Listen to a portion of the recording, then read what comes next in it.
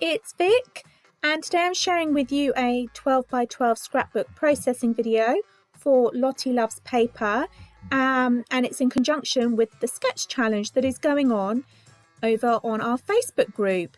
Now, every Thursday a sketch is released, and this is the sketch for this week. And I really love the design of this. Now, sketches are always brilliant if you're having a little bit of a dip in your mojo, and or even just to get some inspiration from. And they're just so much fun. We've had loads of fabulous sketches over the week so far, and I think the aim is possibly to do them every week this year. So do head on over to the Lottie Loves Paper Facebook community group and have a look and join in. So I'm using the Echo Park Magical Birthday Girl collection to do my take on the sketch challenge. And I've got this super cute photograph of both of my girls from the beginning of December last year when it was our dog Snowy. It was her birthday. She was 9, and obviously, like the rest of the world, we've been in lockdown all year, so they wanted to make her birthday extra special this year. She always gets presents, so she doesn't go without, but they wanted to go the full hog this year, and I had to make her a birthday cake and everything. I mean, who'd have thought?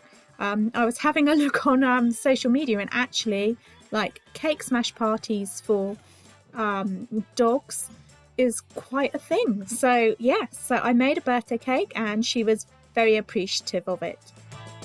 So I'm following the sketch on my layout quite closely for this, and I've done my main strip of pink paper across the middle, and then I've just cut an inch wide strip of the black and white starred paper to tuck underneath it. Always find if there's layers on a scrapbook layout, then it's always a good idea, I find, to try and make your papers and everything go a bit further, to just cut strips off and tuck them behind, and it gives the illusion that you've used like loads of paper, but you haven't really. And I thought that I'd use that black paper just because it really helped the pink pop off the page and helped ground everything on that white background cardstock that I'm using. Now, I super love this collection. It's so beautiful. The black starry papers with a few little black bits in the embellishments and sticker collections and that really help make the pinks and blues and yellows of the collection pop off the page, and it's making for some really striking layouts. So I'm really enjoying using this collection. And if you can hear squeaking in the background, I apologise. That is my dog Snowy. She's on her bed next to me, and it's a bit creaky every time she moves. So I wanted to back my photograph, and what I've done is I've just, as you can see, put some of the bright yellow behind it because the background on my photograph's quite dark and I didn't want it to get lost. I wanted to try and help bring that to the forefront of my layout, and the yellow really helped that pop off the page. And then I had some of that blue paper with the white dots on, just a thin bit, so I've again cut that in half and just stuck it on each end of the photo backing there. Same illusion as what I did with the main paper strip going across the page. Now, I've distressed the edges of all of these paper strips and of the backing behind my photograph just to add some more texture to my layout. And I've also, as you can see with that yellow starry paper that I used to back the photograph, I've actually used my fingers and just torn some of the distress edge a bit so it just folds over the photograph a little bit. I'm quite enjoying paper rolls and that at the moment, so that's sort of an in-betweeny thing. Now, you can buy distressing tools to distress your paper with, but you don't have to have all these gadgets. I don't have it. You can just use the edges of your scissors, which is what I did to create those edges. Now, I'm trying to utilise some of the stickers from this collection, and I really love this birthday sticker. if you look back at the sketch at the beginning, you can see that the title was actually going down in an opposite direction. And what I've done is I've actually flipped that sketch around. So instead of it being a vertical line going down my page, I've done it as a horizontal. So I wanted to keep my title going across the page as well. And that birthday sticker is really super cute. Now what I wanted to do was to raise that title off the page. So I've actually stuck it on some plain cardstock like I am now with some of the other stickers. And then that way I can raise it up off of the layout using some sticky back foam.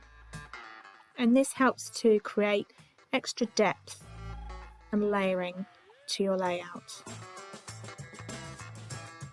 Now you'll notice, other than what I'm sticking down, I haven't actually stuck that main horizontal paper strip down on my layout yet, because I wasn't sure what I was going to do to the background of my page. But I'm happy with how all the embellishment clusters and the photograph and everything are going. So what I'm doing is I'm sticking those and committing to them, which is a bit unlike me because I normally leave everything until the last minute and then have to try and put everything back in place.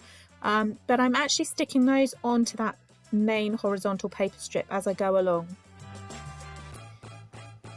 And I was fiddling around with the stickers and because I'd made this birthday cake for Snowy, all of a sudden I saw one of the cut apart journaling cards and decided that instead of using it as a 3x4 journaling card on my layout, to actually cut the make a wish out of it and use that as part of my title.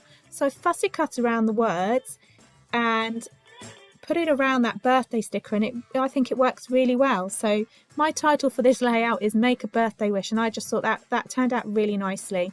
Now I wanted those words to stand out a little bit more, so I've just very, very carefully added a tiny little bit of Distress Oxide ink around the edges with a makeup brush, and the colour I used was Salty Ocean, so a little bit darker than the blue colour that's in the collection, but as you can see it just helps it elevate it off of that pink paper in the background.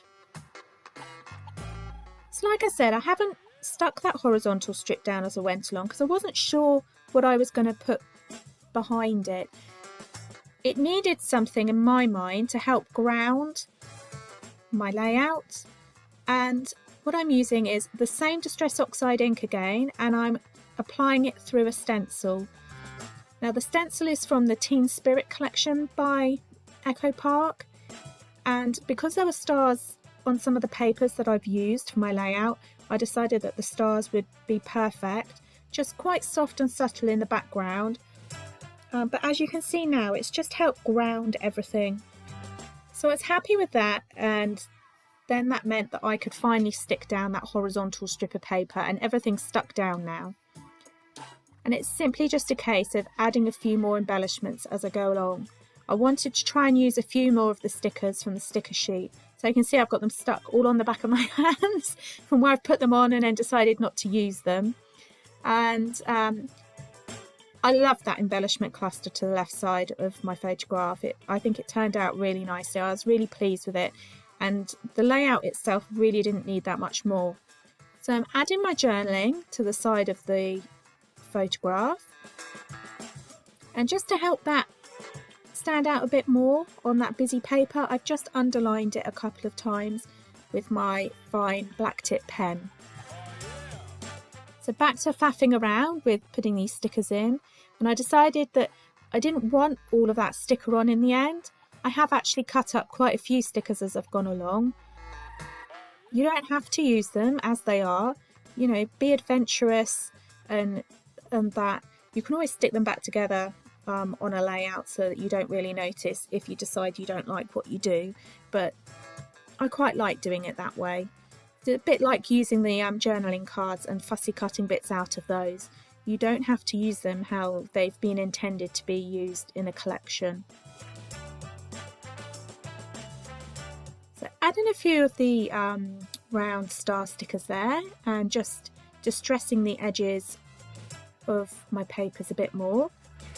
And then I wanted some of those blue stenciled stars to stand out a little bit more on my layout. And because I've got black, pops of black everywhere, it meant that I could just doodle around some of those stars and little dots with my black pen. I haven't done all of them, just a few of them, and I think that really helps to, again, add another layer of depth and interest to that background. So thank you very much for watching along with me today.